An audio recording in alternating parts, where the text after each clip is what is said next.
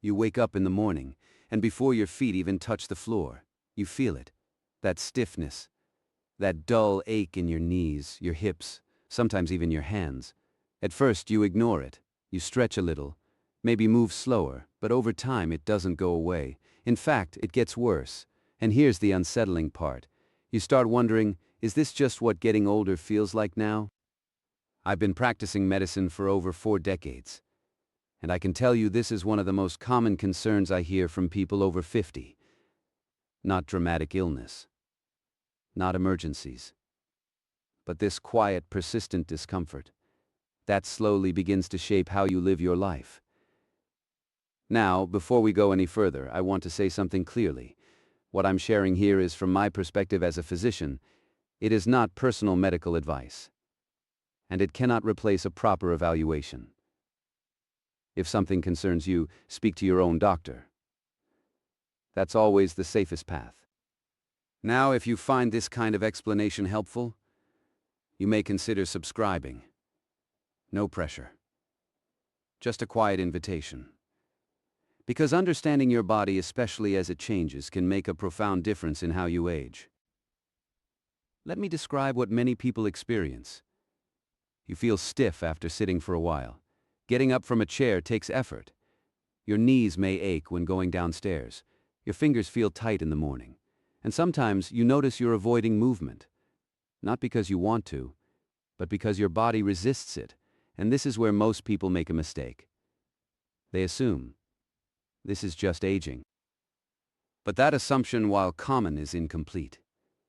Yes, the body changes with age. That's undeniable. But persistent joint pain is not simply a passive process. It is usually the result of several factors, working together over time. Let me explain those factors more clearly. First, wear and tear. Over decades, the cartilage in your joints begins to thin. It loses its smoothness. This is often labeled as osteoarthritis, and while it's common, it's not the whole story. Because many people with similar wear have very different levels of pain. Second, low-grade inflammation. This is subtle. You won't necessarily feel inflamed, but inside the body. Certain processes become more active with age. Diet, stress, and inactivity all contribute, and they can make joints more sensitive and reactive. Third, loss of muscle support. Your muscles are not just for strength. They stabilize your joints. After 50, muscle mass declines gradually, and when that support weakens, your joints take on more strain than they should. Fourth, reduced joint lubrication. Inside your joints is a fluid. It allows smooth, painless movement.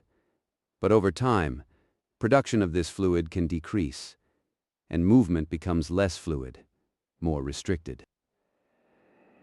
Now here's something many people overlook. The fifth factor is movement itself. When joints hurt, people move less. And when they move less, joints become stiffer. It's a cycle, a very quiet one. Pain leads to less movement. Less movement leads to more pain. There is another layer here that is often overlooked. Pain itself changes how the brain processes movement. Over time, the body becomes more cautious, almost protective. You may not even notice it consciously, but your movements become smaller, more guarded. And this creates a subtle problem, because joints need full, natural movement to stay healthy. When that movement becomes limited, certain areas are used less, others are overloaded, and this imbalance slowly increases discomfort. I've seen patients who were not actually worse physically, but their movement patterns had changed just enough to keep the pain cycle going. Sixth, posture and daily habits. Years of sitting, standing, and moving in certain ways begin to accumulate. Poor posture doesn't always hurt immediately, but over decades it changes joint alignment, and that affects how forces are distributed in the body. Now, here's something many people don't expect. Your joints are also influenced by your nervous system. Stress, for example, is not just emotional, it has physical consequences. When the body is under constant tension, muscles remain slightly contracted. Not enough to notice immediately, but enough to affect joint mechanics. Over time, this creates additional strain, and this is where many people get confused. They focus only on the joint itself, but ignore the system controlling it. Sometimes reducing tension in the body can ease joint discomfort more than people anticipate. Seventh, body weight. Even small increases over time add continuous pressure on joints, especially the knees and hips. And here's the part people don't always realize. It's not just about weight itself, but also how that weight affects inflammation and metabolism. And this is where things become more nuanced. There are deeper factors, less obvious ones. For example, sleep quality. Poor sleep interferes with tissue repair and increases pain. Sensitivity.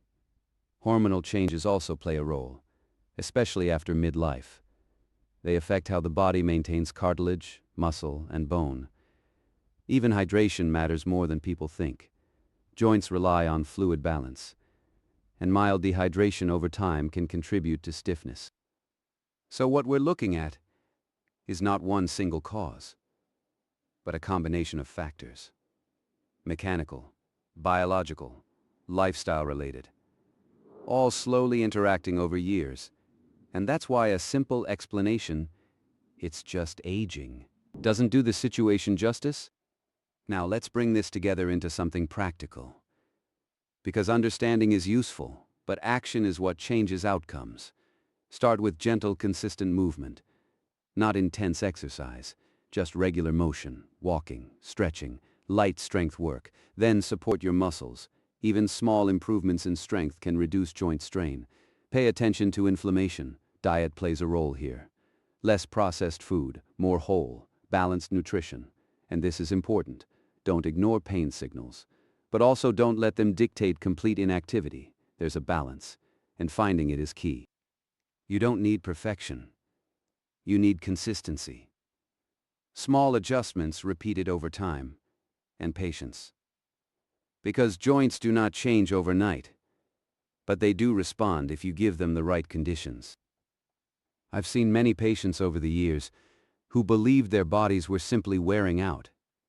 But when they understood what was really happening and made a few thoughtful changes, they regained more comfort than they expected. Not perfection, but improvement. And often that's enough to change how life feels. So if your joints have been speaking to you lately, don't dismiss it. But also don't assume the worst. Your body is not failing you. It's communicating, and once you understand that message, you can begin to respond differently. If this helped clarify things for you, you can subscribe for more discussions like this. Quiet, honest explanations. Without unnecessary noise. Because your health deserves to be understood.